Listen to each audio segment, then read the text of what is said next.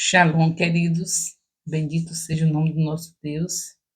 Hoje estamos com o capítulo 22 para esse discipulado de nobreza, a presença do Senhor, porque onde está a palavra, Ele está. Ele é a palavra.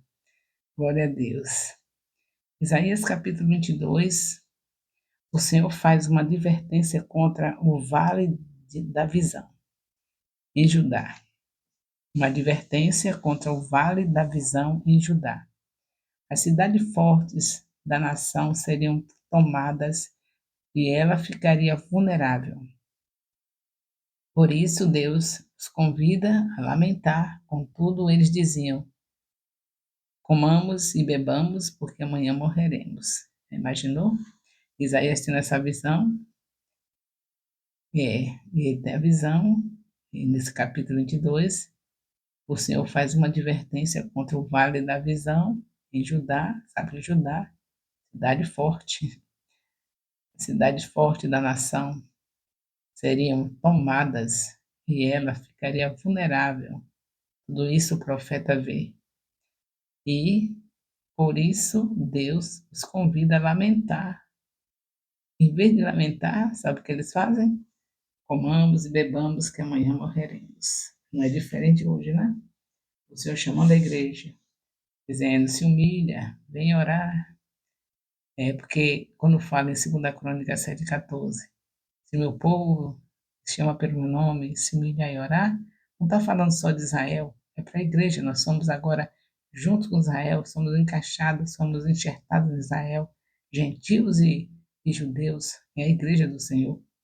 E aí, esse povo se ampliou, não é somente judeus, é todos que receberam Jesus, mas esse povo que se chama pelo nome do Senhor, que é para se humilhar e orar, tá? Comamos e bebamos, que amanhã morreremos. O que nós vemos? Você vê que hoje a gente vai ao templo pensando na pizza que vai comer depois que sai. Em vez de vir para o templo pensando no que vai receber da palavra de Deus, voltar para casa meditando nessa palavra, nesse alimento maravilhoso que é a palavra de Deus, nós já sai planejando e isso afeta no culto, porque os filhos já sabem que nós saímos de lá do templo, nós vamos para as comilanças, para isso, para aquilo, a criança já fica naquele pensamento, em vez de todos, vamos ouvir a palavra, mamãe e papai, nem avisar que vai comer pizza nem nada, vai na intenção de pegar o que é o principal, que é a palavra de Deus. Caladinhos, a família, se o pai e a mãe achar que é necessário por economizar o tempo, passar em algum lugar e fazer um jantar em um restaurante algo assim, para já chegar com a barriguinha cheia, é uma coisa. É você levar na sua cabecinha que vai fazer uma folia depois que sair do culto. A nossa folia é vir com a palavra, no coração, comentando com os filhos dentro do carro, ou onde estiver, andando, comentando, viu o que Deus falou hoje, que maravilha. As famílias sentarem com seus filhos e ouvir o profeta, daquele ministério que ele pertence, e saírem juntos desse jeito. Mas a gente sai, comamos e bebamos, que amanhã morreremos. Quando sabemos que o Senhor está nos mostrando que o mundo jaz no maligno e que o nosso papel é ser luz. Não tem nada de mais sair para um restaurante comer. Você nesse restaurante será luz, todos eram sua família entrar, você com seus filhos, ali todo mundo junto, totalmente diferente das pessoas que estão ali, não é? Sentam, oram, agradecem pelo alimento, não é? É diferente. Mas a gente sair programado como se fosse assim, hoje vai ser bom ir para o templo, né, filho? Porque nós vamos jantar. A criança põe na cabeça o quê? Falou em comida, em sorvete, falou nessas coisas, a criança não vai mais pensar no que vai receber pelos pastores do seu pai, da sua mãe. Que é de direito elas sentarem junto com os pais e ouvirem o profeta que mamãe e papai escolheu para ser os seus líderes, ou que seja, que Deus colocou na vida deles.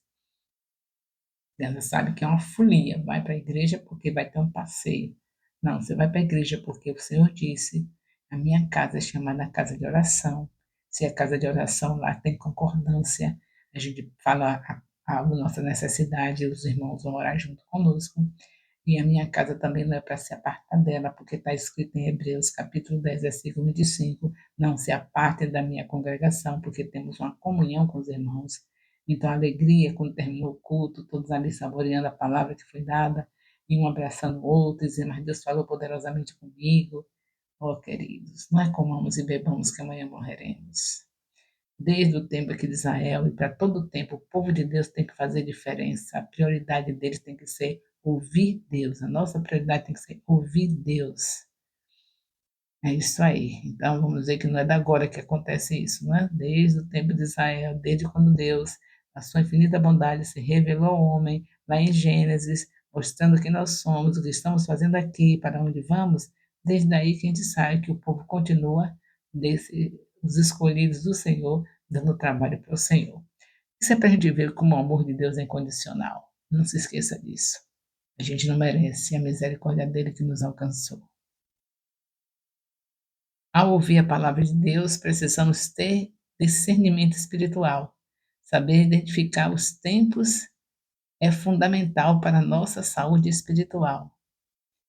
Na intimidade com Deus, precisamos saber quando é o tempo de celebrar e quando é o tempo de chorar. Aqui o Senhor convida o povo a lamentar, mas em lugar disso, eles celebram, por isso foram destruídos. E fizeram as coisas ao contrário do que Deus estava falando.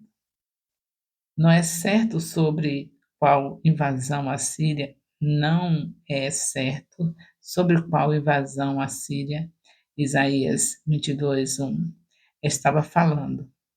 Talvez tenha sido a invasão de Senaqueribe, que cercou Jerusalém em 701 a.C., episódio descrito em Isaías 36, do capítulo 36 ao capítulo 37.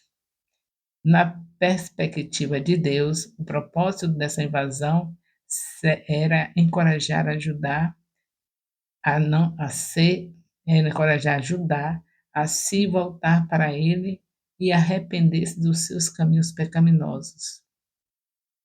Infelizmente, o povo não respondeu positivamente à invasão e usou como um momento para a folia e para escorar as defesas da cidade. Em Isaías 22, de 1 a 4, vemos uma referência ao vale da visão. Frequentemente, Jerusalém é chamada de montanha, por exemplo, Monte Sião. Mas aqui a cidade é chamada de vale. Isso também se encaixa porque um vale, o Cedron, corre entre duas colinas diretamente a leste da cidade. Desta cidade, Deus estava se revelando a Isaías, por isso foi chamado de Vale da Visão. Jerusalém estava cheia de pessoas das cidades e vilas vizinhas a Judá. Senaqueribe registrou a captura de 46 cidades de Judá.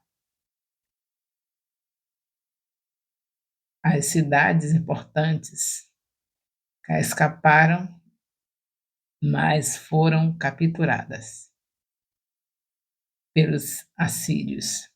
As pessoas que ainda estavam dentro da cidade de Jerusalém subiram nos telhados planos para observar o inimigo fora dos muros da cidade, porque o avanço assírio causou a destruição de muitos do povo de Isaías, algo que levou o profeta a lamentar. Em Isaías 22, de 5 a 8, lemos que Jerusalém estava sendo sitiada e as pessoas dentro das muralhas nada podiam fazer a respeito. O povo percebeu que o avanço do inimigo até os próprios muros de Jerusalém era um dia de julgamento trazido pelo Senhor Todo-Poderoso. O ataque não foi casual, veio por causa da desobediência do povo. Na cidade, as pessoas estavam em tumulto e terror ao ver o inimigo acampado do lado de fora, esperando por uma oportunidade de entrar para saquear e queimar a cidade. Ao ler Isaías 22, de 8 a 11, Alguém poderia pensar que em uma posição tão precária, a nação se voltaria para Deus e se arrependeria. Obviamente, a cidade não poderia se entregar. No entanto, em sua condição pecaminosa, as pessoas ainda tentavam fazer as coisas à sua maneira. Em vez de contar com a proteção de Deus, eles queriam depender de sua própria força. Então, pegaram as armas do palácio da floresta que Salomão havia construído. 1 Reis 7:2. Seu nome, mesma coisa que fizeram, a gente para sempre para mostrar, a mesma coisa que fizeram quando, lá em 1 Samuel, né, quando a gente vê o sacerdote mandar a sacerdote com os filhos, o sacerdote ali com Finéias, com Ofni e Finéias, quando eles levam a arca do Senhor para a guerra, vivia errado a vida fora, longe de Deus, a começar do próprio sacerdote, como vocês já viram, não sei se lembram, né? Nós começamos em maio, não se esqueça, em maio de 2023. E tudo isso já estudamos. Aqui me faz lembrar, nessa comentário aqui, da maneira como como o sacerdote, usando o povo de Israel, usando a arca para poder ser livre, destruir o inimigo, para poder Deus dar libertação do inimigo, eles destruírem o inimigo, pensando que é assim. A gente pegar, por exemplo, uma Bíblia, colocar na estante, colocar o Salmo 91, pensando que é assim. A gente tem que viver a palavra, estudar a palavra, ter prazer na palavra, amar a palavra, porque a palavra é Jesus. E aí é onde vem nossa vitória. A mesma coisa que o povo de Israel. Pegou a arca do Senhor, como se fosse um amuleto, para poder dar vitória para eles. Perderam feio. A começar da família do sacerdote, que morreu filho, nora, e ele também. Tudo no mesmo dia. Então aqui nós vemos um caso parecido, novamente, né? O Senhor punindo eles, e eles achando que podiam vencer com os recursos dele. Pegar até as armas do palácio, da floresta, que Salomão havia construído. 1 Reis 7:2. Quer dizer, ainda tentando lutar com as suas próprias mãos, quando sabia que dependia de se humilhar diante de Deus, para Ele perdoar e dar vitória para eles. E será que hoje também não é assim? A gente vê as situações difíceis que o mundo está passando, a gente nas filas do supermercado se queixando da vida em vez de pregar o Evangelho.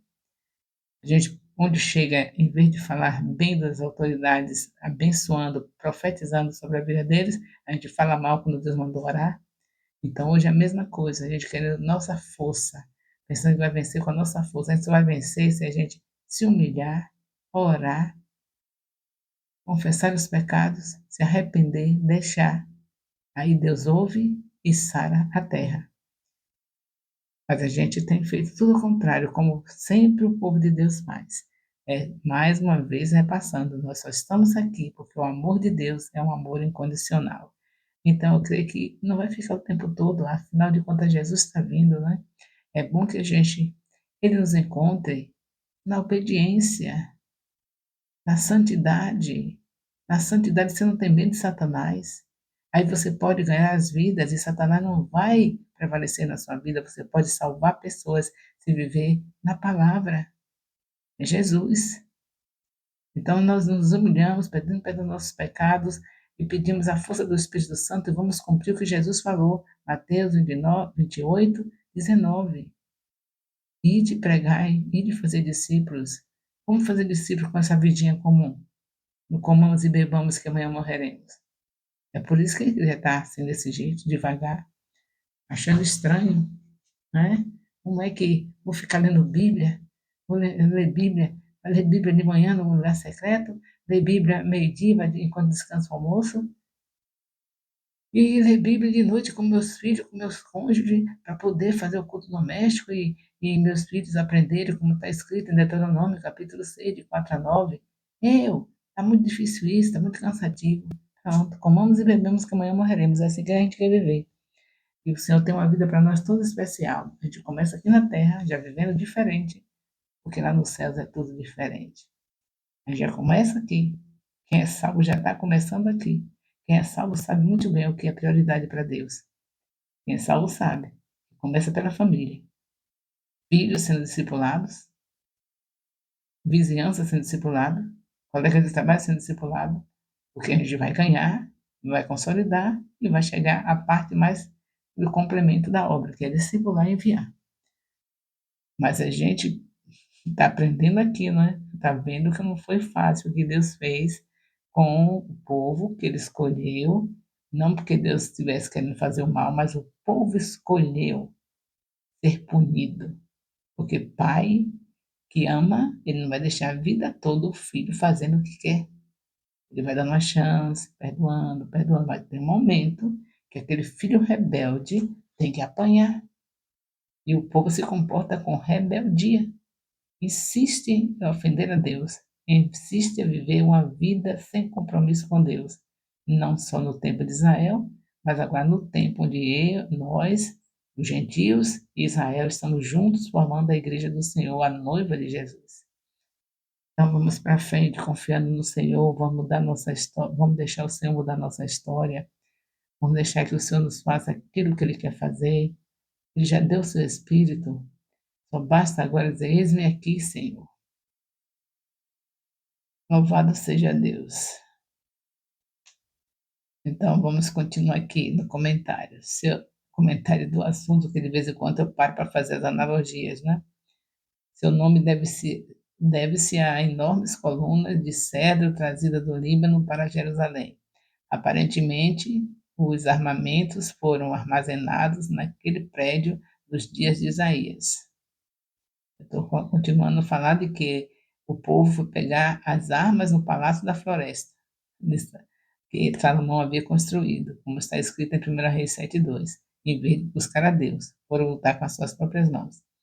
E o seu nome deve-se às enormes colunas de cedro trazidas do Líbano para Jerusalém. Esse nome de Palácio da Floresta que Salomão construiu, teve esse nome de Palácio da Floresta porque foi construído com colunas de cedro trazida do Líbano para Jerusalém. Aí, para a gente já ver tudo da Bíblia, Deus fala tudo completo, né? Aparentemente, os armamentos foram armazenados naquele prédio nos dias de Isaías.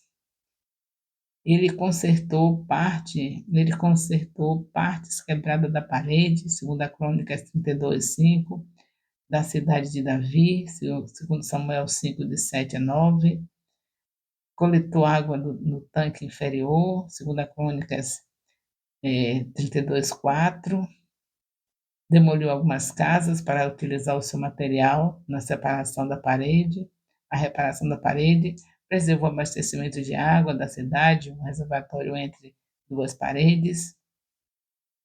Então, nós estamos vendo um capítulo assim muito rico, né?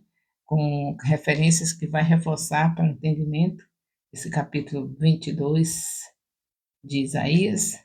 Eu tenho certeza que vocês, fazendo a leitura completa, eu fiz apenas alguns comentários, vocês vão entender que o nosso Deus é minucioso, é detalhista, ele ensina a gente nos mínimos detalhes, e só bastamos a gente ter interesse, amor. Quando a gente tem amor, a gente vai ver no profundo daquilo que nós estamos amando.